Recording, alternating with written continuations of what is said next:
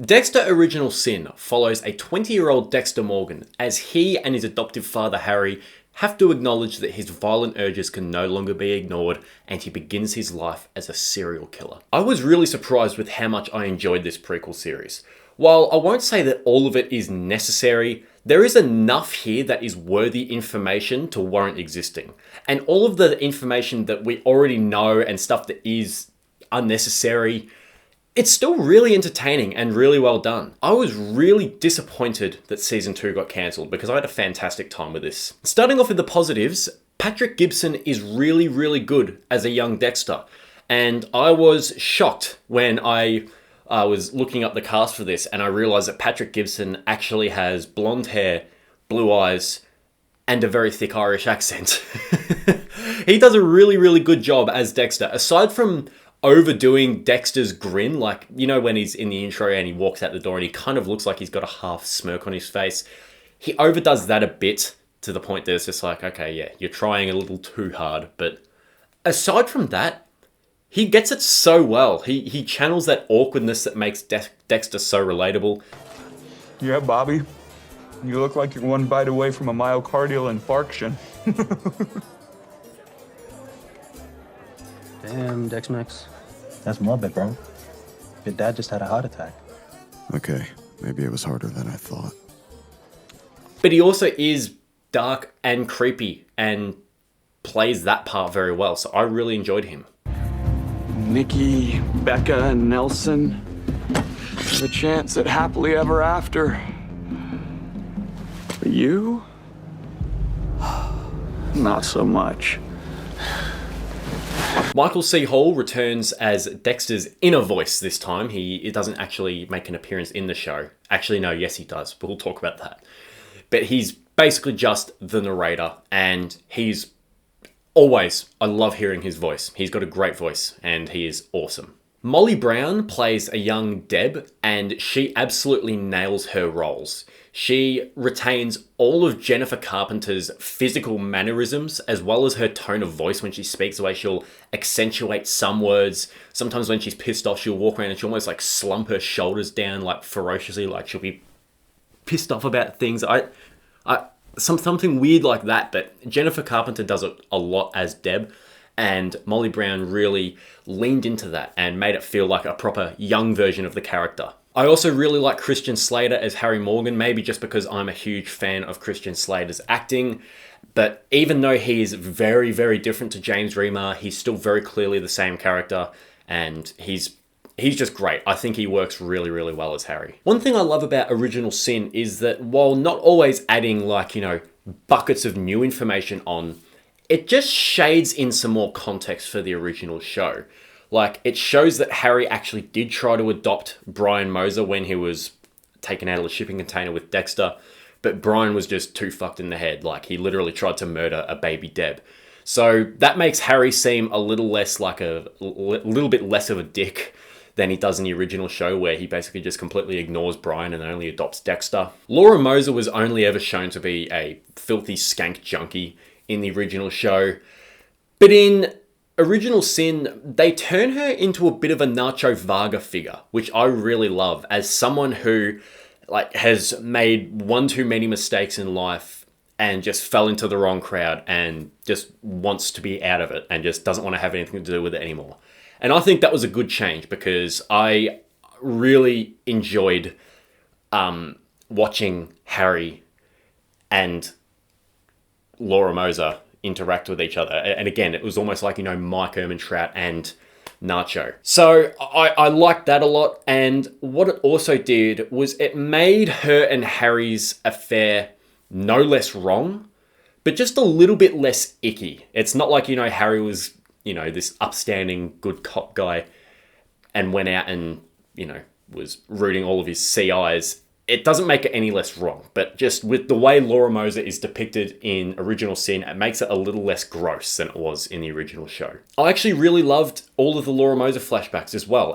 It has a real Fire Walk With Me feeling to it, where it's like, you know the outcome of this. You know it's going to be gruesome and disgusting and tragic, and that's the whole appeal of it, because you actually start to root for Laura to get out of this horrible situation and turn her life around and give her two sons, Brian and Dexter, a good life. But you know it's not going to happen. And it's funny, now I think about it, actually, Laura Moser has the same first name as Laura Palmer from Fire Walk With Me. But so yeah, I love Fire Walk With Me. I think that's a great movie. So it was cool to see a similar storyline in the original Sin. Brian's story becomes even more tragic than before, where he's basically, even when he's fit to return to society, or they think he is fit, they won't let him see his brother because they think he could relapse and become very dangerous. So he goes completely fucking mad, basically, and actually starts basically following Dexter around from when he's about 20 years old. Like, there's that one part where him, Harry, and Deb are at this restaurant, and Brian's just watching outside the window. And again, Brian is a monster. It does a good job at making you feel bad for him. And again, with this kind of shading in context, it reveals that LaGuerta was sent away from her family to live in America at a very young age. I think they might have even said she was 10 years old where she was sent to live in America alone. And that just adds more to her character, where it's like, it makes sense why she's in the original show, because she didn't have a family or anyone to care for, or anyone to really care for her. So the only thing she had was to work and work and work. And if anyone or anything came in the way of that, she would squash it, whether it is a noble way of squashing the problem or a very disgusting and immoral way of squashing the problem. She would squash it and keep climbing higher up that ladder. So it just does a really good job at shading things in. It's a lot of fun to watch Dexter grow as a killer and become more and more equipped as a serial killer.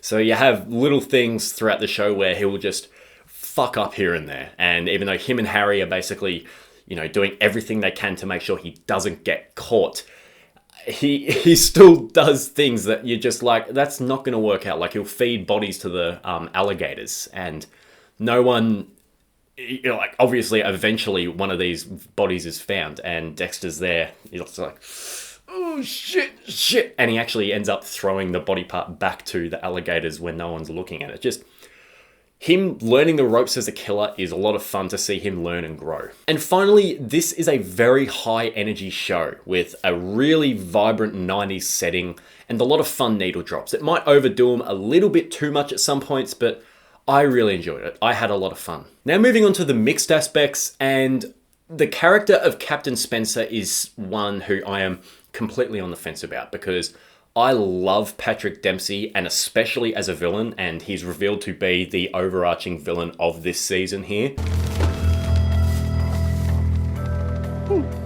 They're really popular. They any good? My kid loves them. But I don't think he should have been the villain. I don't think it makes sense for his character to be the central antagonist. He's one of two never heard of before characters in Miami Metro, and it's him alongside Sarah Michelle Gellar. And it's obviously not going to be her. So his reveal as the overall big bad is sort of inevitable. But I also don't even think that the main killer of this season needed to be a cast member.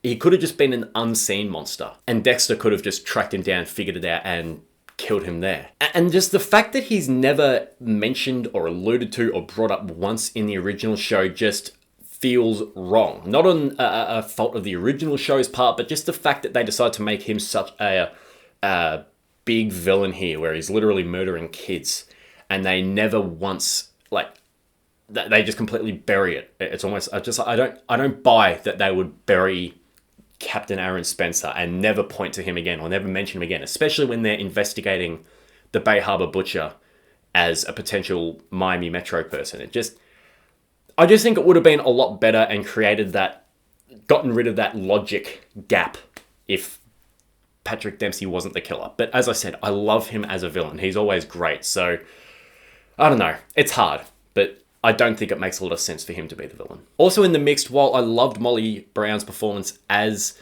Deb, she is still Deb. And Deb as a teenager is even more annoying than Deb as an adult. I've talked about Deb ad nauseum at this point about how annoying I think she is up until, you know, like season 7. So, God, I'm repeating old things here, but she is still so annoying. And yeah, teenage Deb, no thanks. Moving on to the negatives, I really don't like the framing device of this show. And that is what I mentioned earlier with Michael C. Hall's one and only appearance. This show is set up to be Dexter's life flashing before his eyes as he gets rushed away in the back of an ambulance after being shot by Harrison. And I don't understand why they would have that as the opening scene of the show if they're just going to abandon the idea that it's all from his perspective, when you literally have scenes where Harry and Brian are talking to each other. And it's just like, Dexter was never there for that. So I don't know why you would have it be set up as Dexter's life flashing before his eyes if you just get rid of that point of view. I hate to put him in here, but Masuka in Original Sin, not a big fan of. I don't think he's the worst way Masuka could be. He still has some funny moments, but the laugh is a really bad imitation of C.S. Lee's laugh. It's really annoying. It's really over the top. It's not funny. It's just every time Masuka's on screen, you're just kind of like, ugh, instead of, you know, laughing like you should be. I also found the absence of both Captain Matthews and James Dokes to be very surprising. I was thinking that they would eventually talk about that more in Original Sin Season 2, but that got cancelled, which really disappoints me, because I was really looking forward to that and seeing how they were woven into the story. But I don't know why they weren't ever mentioned or seen. It just felt like a huge hole, and it's just, I don't know, it was just bizarre. And finally, Sarah Michelle Gellar's character does absolutely nothing. I like Sarah Michelle Gellar. Good to see her here. She does nothing at all, and she just felt pointless. So overall, Dexter Original Sin is a really, really great prequel series. It's funny, it's entertaining, it shades in information that I'm so glad that I now have. And while a lot of it is fan servicey and yet somehow manages to omit major characters from the original show, I still had a blood-filled good time with Original Sin. Dexter Original Sin is worth watching and worth buying.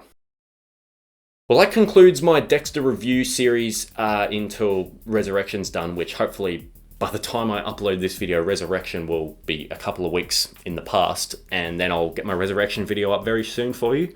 I've recorded my reviews from Season 4 all the way through to Original Sin in one day. So I am tired, my mouth is sore, I've got a lot of editing to do, so I'll see you all later. Bye.